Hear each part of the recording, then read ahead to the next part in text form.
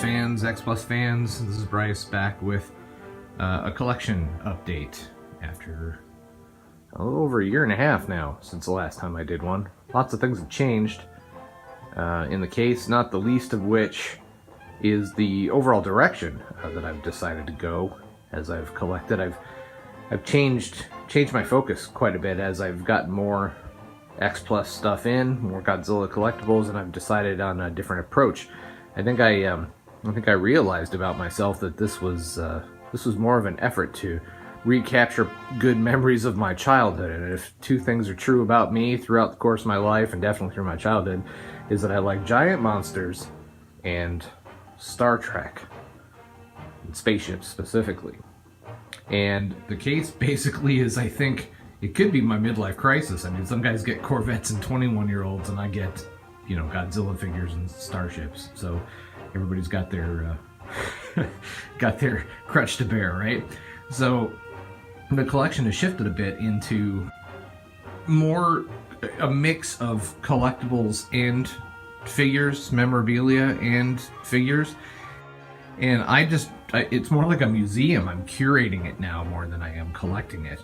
I've actually just recently even let go of a 30-centimeter Space Godzilla. You guys may have seen that in some of John Stanowski's videos, where I really loved it, and I do, but I let it go because it doesn't fit. It doesn't fit with what I've got going. Nature has a way sometimes of reminding man of just how small he is. She occasionally throws up the terrible offsprings of our pride and carelessness to remind us of how puny we really are in the face of a tornado, an earthquake, or a Godzilla. You know, there's just a bunch of other themes here that I decided to go after. And as Leslie Chambers often says, X Plus setups. So the matchups, the setups here, like where I've got 1993 Mecha-Godzilla and Legendaries, current crop, and 64 Mothra versus Godzilla, etc. I'll zone in on these to let you guys get a better look in a second. I'm not going to go over everything in the case again because some of it would be a repeat. That's sort of my ideology now, is to curate each section like a museum. And you know, I'm anal about this. Probably too much of a perfectionist. I feel like the top, this section here is nearly perfect to my liking. This section and this section is nearly perfect. And then this is a wash of either placeholders or I don't know what's happening with it. This section just still doesn't feel right to me. And Star Trek stuff's looking okay, I guess. But you know, it's one of those weird things where you just keep fiddling with it until you get it right. And I've got this one case, stepped on a bag, this one case, and there isn't any more coming. And so if I have a little bit of extra room in here for some stuff, and I have considered pulling the Star Trek stuff out from the bottom, but you know, I may not, and that's one of the reasons you curate, is to go for what you love, and not for everything that comes out. I just don't want to spread it that way, and I do like the direction it's going. So let's get into some of this. Let's start with 1967's Son of Godzilla. Here he is in all his glory. Just came out recently. He looks awesome. This is exactly what I'm talking about when I was talking about curating it to very specific concepts. This is one of my favorites when I was a kid. And it's the reason that I've got it now, honestly. Here's little Minya, little baby Minya. I know this is the dark subject we do not discuss. Where did Minya come from? I think he's an adopted son. I have no idea what kind of species he even is. So we'll just not talk about it. He's a goofy Muppet. This is just ridiculous and cool. It's funny. It makes me laugh. It is not serious or realistic at all. It's just like everything I loved when I was a kid. And that's why I have it. And a cool Italian stand-up here. There's a couple of these really great Italian posters. This one's just got a lot going on and it's pretty sweet. Il figlio de Godzilla. Moving along, the legendary Godzilla 2014 matched up against Kong Skull Island. And these guys look great together. I don't know if I'm actually going to get anything new that comes from the 2019 movie, King of the Monsters. It all depends on what comes out. We'll see. But case space is at a premium, so it'd have to be pretty spectacular for me to consider it. Not to mention, I don't know how they're going to do King Ghidorah at the size of the pictures that I see from the concept art and from the stuff we've seen in the trailer. That thing would be absolutely huge, even at a 25 centimeter size. They'd have to do some scale wrangling to make that work, so maybe they'll come out with a whole new scale size for these guys, and well, that would be kind of cool too, I guess. This is one of my favorite sections. This is a new edition since the April release, which is Mothra from 1964's Mothra vs. Godzilla.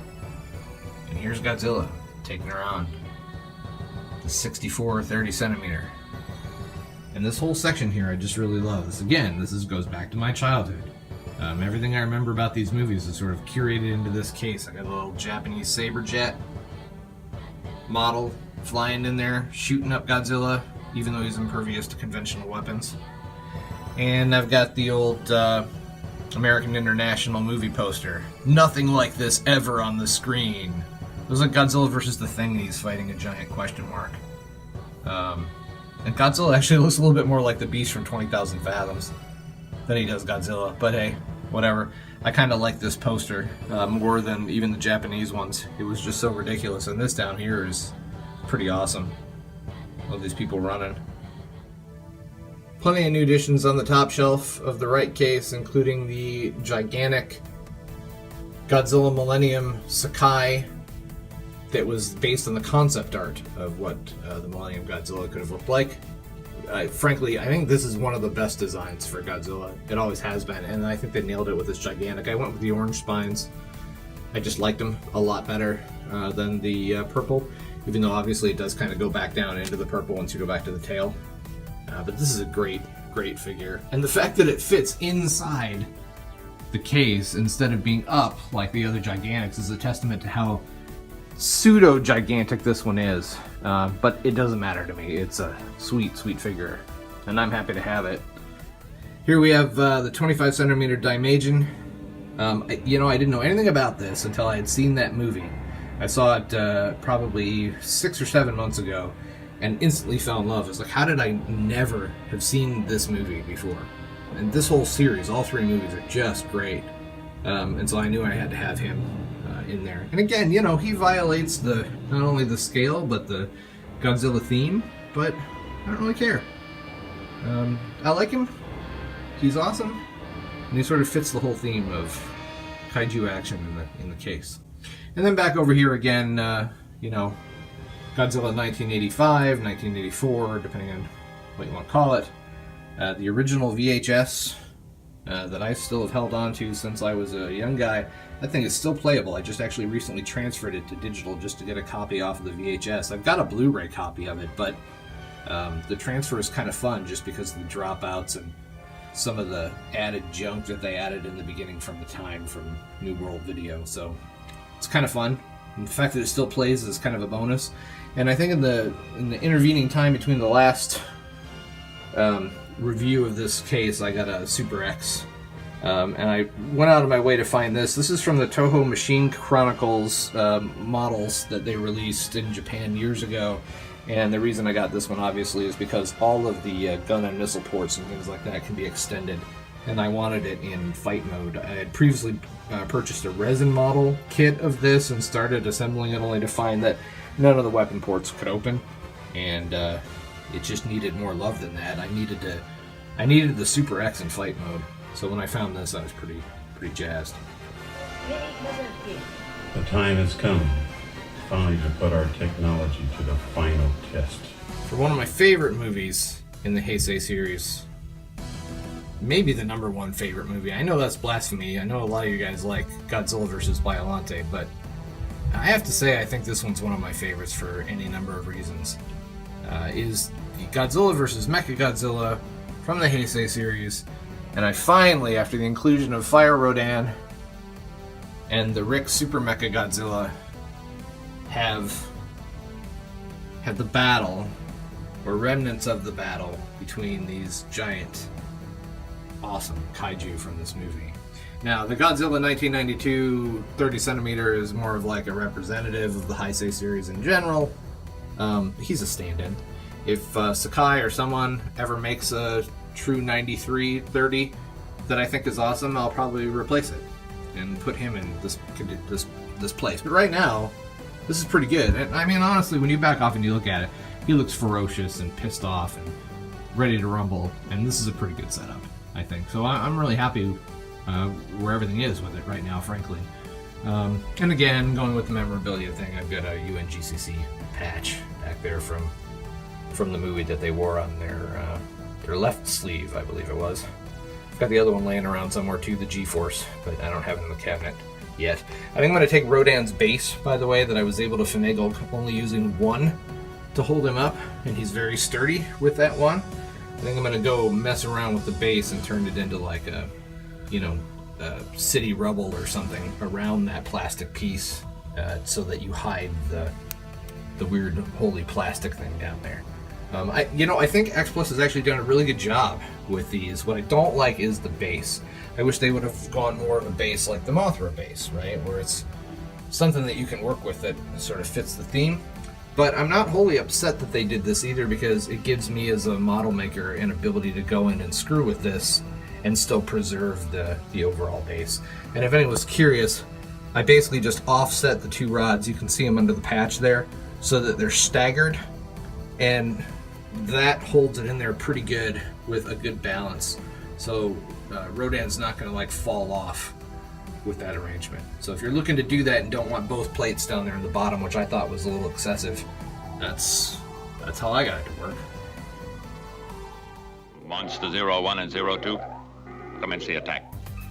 Coming over to the other side, the absolutely fantastic Godzilla 1965 from Monster Zero, 25 centimeter. This is, I was not going to buy any 25 centimeters until I saw this, and I was blown away. I got the Rick with the little Exilian guy. He doesn't seem like the controller to me, but you can go with that however you want. He looks like one of the henchmen more than the controller. Looks like one of the guys standing behind the controller. But this figure is truly, it's one of the best I think I have. It's one of the total best representations of a Godzilla from this period. I may prefer this one to the 68 30 centimeter, which I think is probably one of the truer representations from the Showa era. But this is really, really good, which is why I ended up getting it, even though it's out of scale with everything else, and it does present a bit of a problem. I got a companion, Monster 02, right? And that's Monster 01. So Monster 02, Rodan. I got him back there in his 25 centimeter form, which again, this is a fantastic figure. So you need to have these two as a counterpart. Now, I've considered getting the upcoming 60. If I'm saying this the right way, the 65 Ghidorah from Ghidorah the Three-Headed Monster to put behind these guys. But I don't know if I want another King Ghidorah, especially for the price point. I don't know that it's absolutely necessary. So I'm really not sure. I also had the M1 Miss Namikawa vinyl Sofubi, and I'm not really getting into tons of these out of this line. But there's just something about her that really struck me, and so I knew I had to have it in the case. And obviously there's the Japanese tall sheet for Invasion of the Astro Monster, which is just an awesome poster. And it really goes with the display. So there you have my burgeoning Monster Zero display that I feel is still imperfect. I haven't quite figured out how to get it all in there yet so that it really fits with the theme of everything else that I've got in the case. And like I said, it presents a bit of a problem in that, you got these 25 centimeters here in an arrangement as best as I can suit it for now, And then you've got all the other 30s, right? It's out of scale. So where to put this yet? That's why I wondered if putting a new King Ghidorah in the background would help scale it out. I still may do that, I don't know.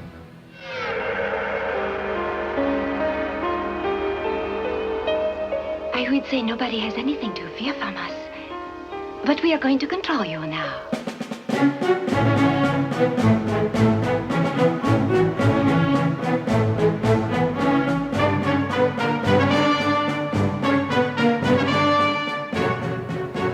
Last, but certainly for me not the least, is my ad hoc Destroy All Monsters top shelf, comprised of all 30 centimeter figures, with the exception of King Ghidorah. And even though King Ghidorah is at 25 centimeter, I've played some crafty hijinks with him to elevate him just enough to make me believe that it might be pretty close.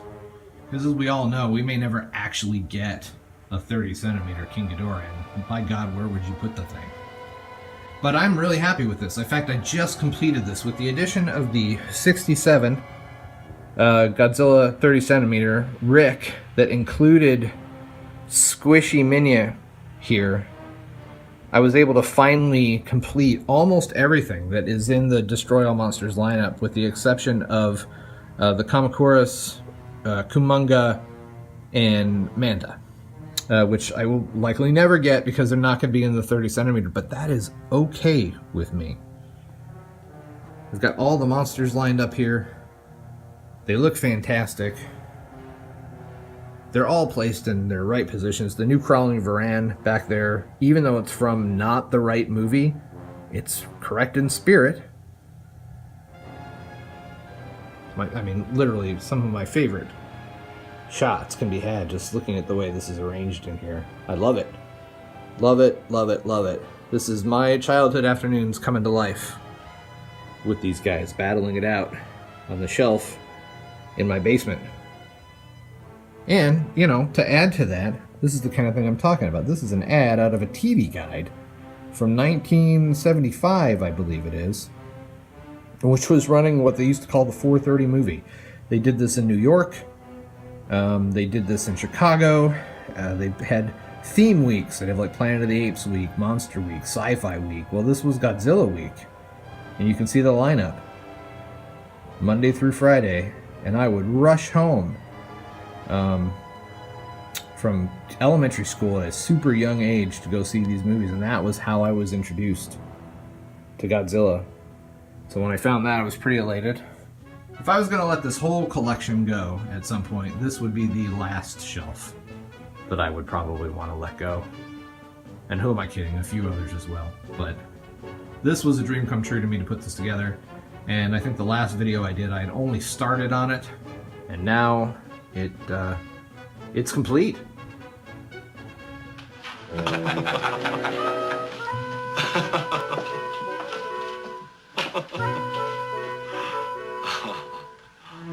I'd walk back to one, Mr. Sulu.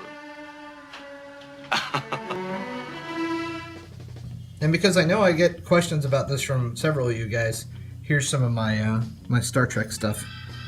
I have more actually that isn't being displayed.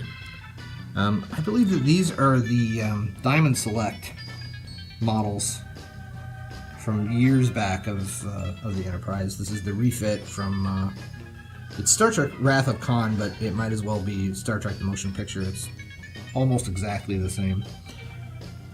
Here's the Enterprise from the Cage, the very first Enterprise. You can tell that from the Bussard collectors having the needlepoint rods coming out of the Bussard collectors, and the black, I think they're supposed to be sensor strips or transporter strips. All those were removed when it went to series. That's when you got the glowing Bussards, like the ones on this mega-bloks model up here that glow, right? So then they changed to that once it went to series. And since I moved away from that, so you can see a little Lego brick Captain Kirk and some other prop toy type paraphernalia from the Star Trek series. We'll rock it up here real quick. These are Eaglemoss Star Trek miniatures. Just the ones that I really like are the ones I've collected in there. Basically propped up on pipe fittings to give them kind of an engineering look. But these are actually pretty nice, pretty sweet little models. They're hit or miss, some are better than others. Here's same company that made that giant Enterprise I just showed you from mega-bloks made this pretty sweet bridge set. It's a Lego competitor. And so that sits in there. Some more Eaglemoss ships up in here. Like I said, I'm a big model builder, so as I build models, I swap some of these out and add the models in their place, because, you know, they're mine. And then at the bottom I've got some older stuff, some original, they used to do photo novels. The original Star Trek novel that came out from 1969, I believe, is when this was finally released. Maybe it was as early as 68. Some more photo novels over there. A Star Trek 50th Anniversary Golden Ale.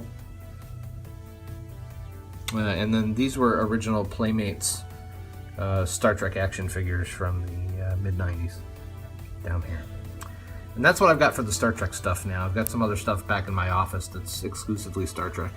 But this case, like I said, is more and more being taken over by Kaiju. Because I've really just grown to love it. And that bottom area there is a prime candidate for expansion from the Kaiju world, because I am running out of space. Even though I'm ramping down my collection as far as what I'm getting in new. You know, never say never, right? So that's it. That is the collection as it stands. This is your Kaiju host, Bryce Irwin, signing off. もう